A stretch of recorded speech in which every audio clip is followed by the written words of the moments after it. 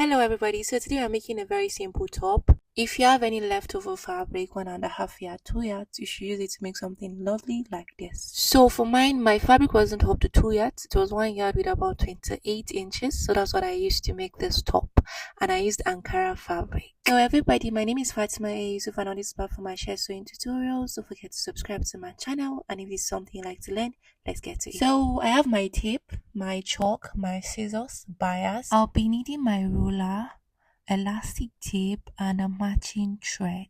And you'll be needing Ankara fabric, like I said, 1.5 yard, 2 yards. And mine wasn't up to 2, it wasn't completely 2. So I give it a fold like this. And then you measure your hip, right?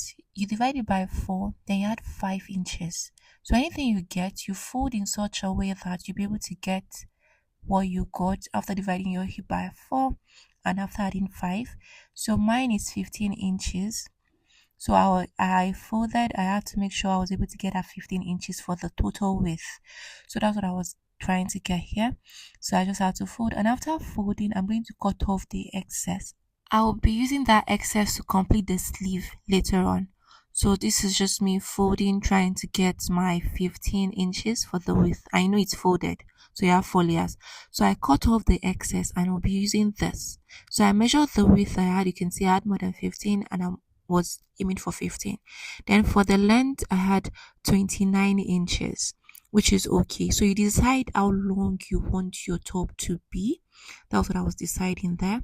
So I was on deciding, and I want it to be 28 inches. So I'm going to mark that 28 plus the hemming allowance also. So I'm going to go ahead and mark my neckline width, which was 3.5. And then for the depth, I used 2, depends on what you want. So this is for the back piece. That's the back neckline. I'm using a round neckline for the back, while the front neckline is going to be a V1. So I drew my curve, and then I went down by 6. That will be for my V neckline. If you know me, I normally use 6 when it comes to mine for V neckline, but you can use any measurement you want. So from the shoulder, I took it down to 9 inches. That will serve as my bust line. Then 16 my waistline. Then 24 my hip line. Then I went ahead to just extend those lines with my ruler, right? So that 9, afterwards I had to use 10. So you have your bust line, your waistline, your hip line. So on the waistline, I'm going to impute, on my bust line, I'm going to impute my bust divided by 4. I'm going to calculate it and I'm going to mark it. Yours might not be 9.5. You might be busty, or you might not be as busty as I am. So please use your own measurement. Now I'm going to add 3 inches allowance. 3 inches allowance. So I'll be stitching with 0.5. So I'll be left with 2.5 inches allowance later on. So for the waist also, I did the same thing. You divide your waist by 4 and then you add 3 inches allowance, right? Then for the hip, I'm going to do the same thing. I'm going to divide the hip by 4. But in the case of the hip, I'm going to be using 4 inches allowance instead of 3. So you can add yours, you can deduce yours, depends on how wide and free you want the top to be. So this is me. I divided my hip divided by 4, and I added 4 inches allowance, right? And I'll go ahead and just join the 3 points together. When I get to the hip, I'll just extend it slightly downward. So that's what I did. No shoulder slope, no armhole, because we're going to be using everything we have here for the sleeve. So I'm just going to be taking the excess that we cut out earlier on to complete my sleeve length. So at this point, I had to increase my bust line to be 10 instead of 9, because 9 won't be as free and puffy as I want it to be, right? So I increased it. I added 1 inch downward.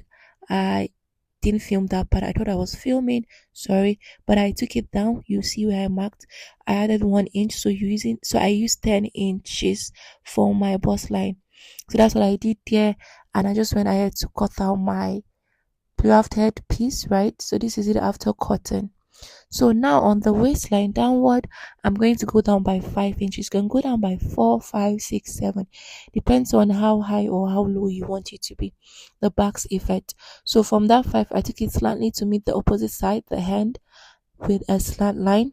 And I'm just going to draw that and also cut the down part off. So like I said, depends on how deep, how high you want it to be, right? But I use 5 inches in my own case. So now I'm just going to cut the down part off with my scissors. So after cutting it off, I'm going to open my fabric in such a way that the front sides will meet, the back side will meet, and the sleeves will meet, and then the middle you'll be having a C for your neckline. Then I'm going to, we already marked 6 inches depth for my V. I'll just take my ruler and form my V neckline, and I'm just going to cut it off. So that's what I'm doing here. After cutting it off, so we have V neckline for the front, and then we have round neckline for the back, and this is how it looks. You see, it looks lovely, right? Yes. So now I'm going to bring the piece that we cut off to complete our sleeve. I'll be using all the length here. Actually wish the sleeve was longer, but it wasn't long, but it was still fine at the end. So this is it. I trim it off to be equal with the sleeve opening on the body. So I was here measuring the sleeve length I was going to get, and I had 29. You see, we'll still be folding some inches inward for the elastic casing. So I'm just going to go ahead, open it up. I'm going to stitch the excess, the addition will be adding for the sleeve. I'm going to stitch it right face facing right face, right, for both sides, and then I'm going to bias my round and V neckline all together. And you can as well use round neckline for both back and front if you want. So I have done that here. I bias the neckline, I stitch the extension, the addition to the sleeve area, and I already stitched, I folded a part, I hemmed the down part of the sleeve area so that will be enough for my elastic tape to pass through. I use 1/2 inch elastic tape, and I already created a belt. I stitch it to the waistline part. Yeah, so I'll just go ahead. I'm going to pass my elastic tape through. You measure the elastic tape that you're very sure will be okay for your hand, and then you pass it through, and then I'll just stitch the body in this direction using 0.5 inch, and then I had to hem the down part before stitching the sides, you understand? And that's all you need. Within 10 minutes your top is ready, and you can wear this paired with anything, trouser, skirt. I paired mine with a skirt, and this was what it was giving. So you see those leftover fabric, you can actually use them to make something nice for yourself, and that's something you can actually rock to office. It will look nice. So I paired mine with a straight skirt. What do you guys think about this? So thank you for watching. Like I always say, if you've learned one or two from this, don't forget to subscribe, like my video, share, download, and I will see you guys in another video.